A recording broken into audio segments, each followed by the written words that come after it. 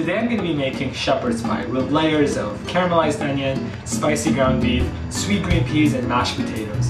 The recipe is really easy and you can put it together in half an hour or less.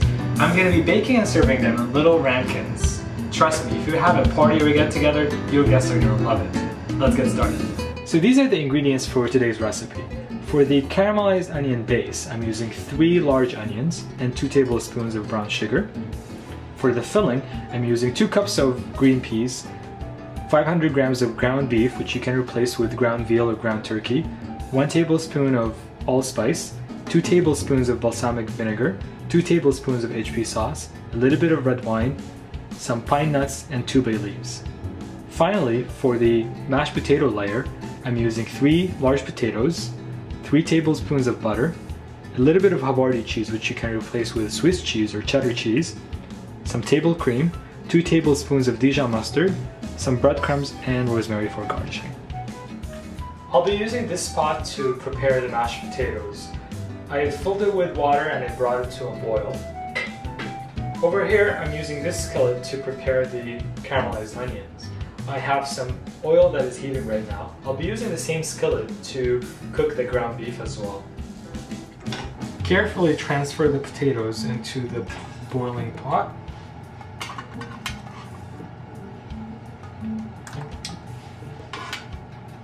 And I'll be transferring the onions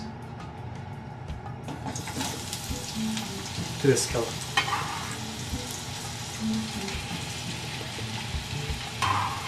Let the onions cook for 15 to 20 minutes, flipping the onions every, I would say 5 minutes, just to make sure that all the sides are cooking evenly.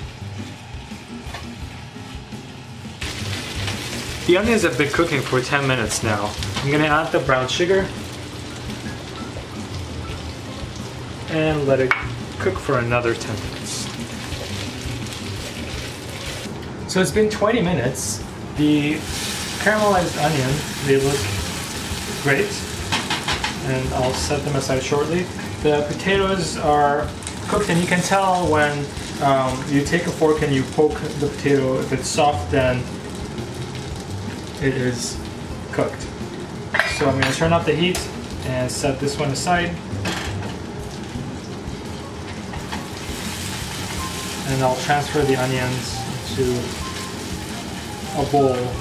I'll use the skillet to make the ground beef. Add a little bit more oil to the same skillet.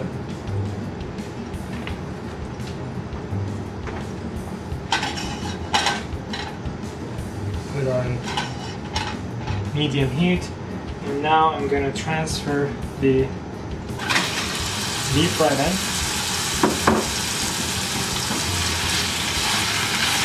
and make sure to break it so that it cooks evenly.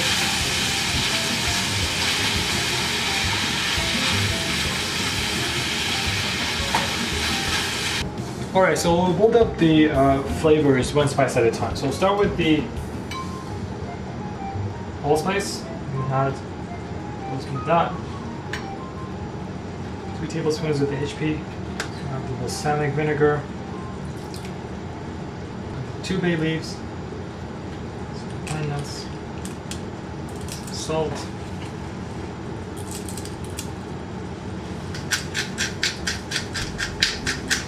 And some pepper. Mix the ingredients. Add some red wine. Let it cook for a few minutes, just so that the meat can absorb all these flavors and spices. Meanwhile, I will preheat the oven to 350 Fahrenheit, and I will take the potatoes away and drain the water.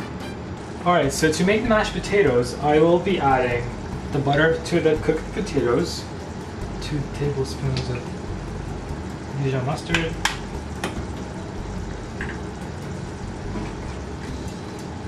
slowly add the cream. All I need to do is add some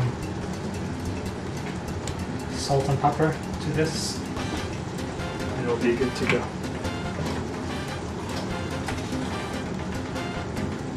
Salt, some pepper, and I sometimes like to add a little bit of rosemary, dried rosemary, to make it even more rich. I added a few cubes of the cheese here. I'll be using the rest of the cheese for the garnish. Alright, now that all the components have cooked, it's time for plating these components into the ramekins. You can start by adding a layer of the caramelized onions. I placed these ramekins in a baking dish just to make it easier to place in the oven and to take out of the oven.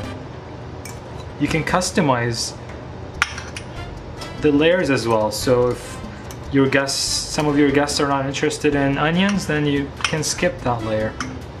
Next we have the green peas, followed by ground beef,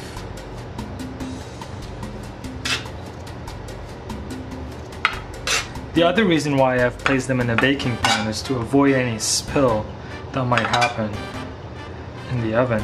The last layer is the mashed potatoes. So you can pick each one of the ramekins and just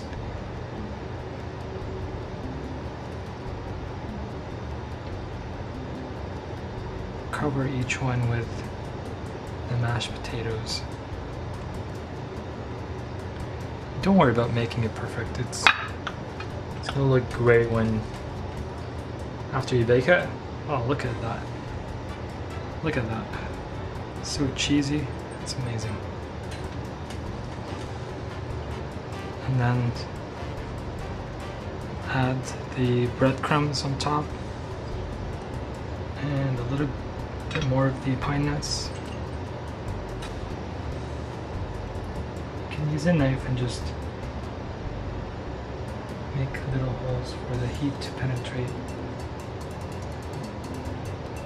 Add the rosemary, the garnish at the end. Place these in the oven for 10 minutes and just for the crust to toast. So in the oven it goes.